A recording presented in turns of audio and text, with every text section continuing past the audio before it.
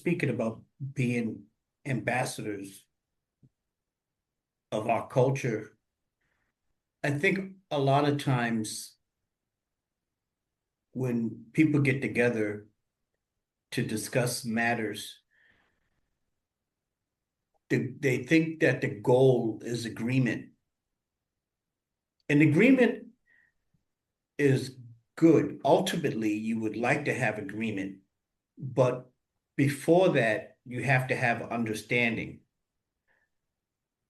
And that's why I feel as though we're ambassadors of our culture, because if we don't take the time to interpret things for people of why we do things a certain way, they have no alternative but to assume they're going to come to their own conclusion.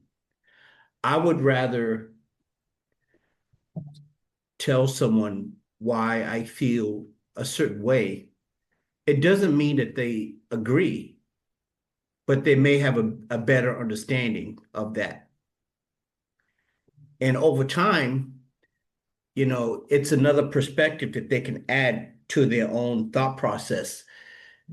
And that's when you can find some common ground and you can find ways to compromise and make it work. So both parties or all parties felt heard and felt understood. We come up with a solution that works for everyone. But the understanding has to come first. Before you have agreement, you have to have understanding. And that's why we have to be the interpreters.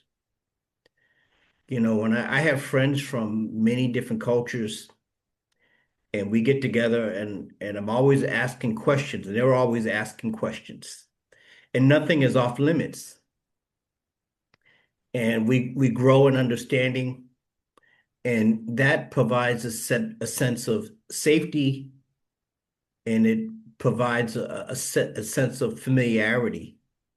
Just like the baby was uncomfortable because the baby did not have familiarity.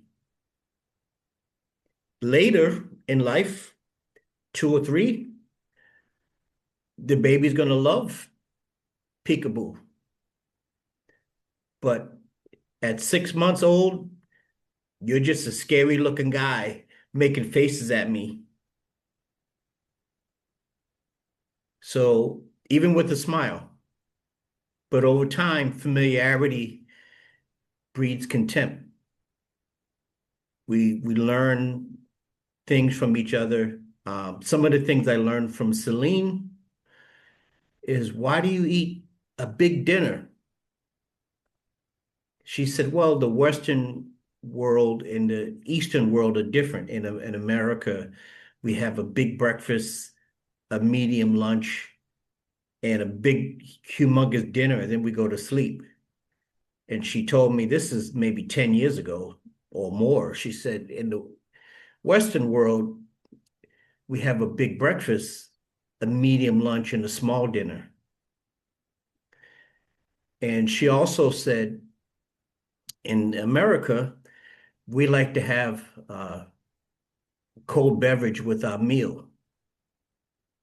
And you ever cook something like beef and you put it in the fridge, and when it cools off, you see the fat sitting on top? It congeals. And that's what happens when you drink a cold beverage. You solidify the fat in the food. So we have either a warm beverage or a room temperature beverage. And the third thing, this is going back 10 or 15 years, she said, a lot of people, when they're cold during the winter, they want to have a hot beverage. She says, we have a cold beverage because then your external temperature makes you feel warmer. And those are 3 things that I learned from her. I didn't forget.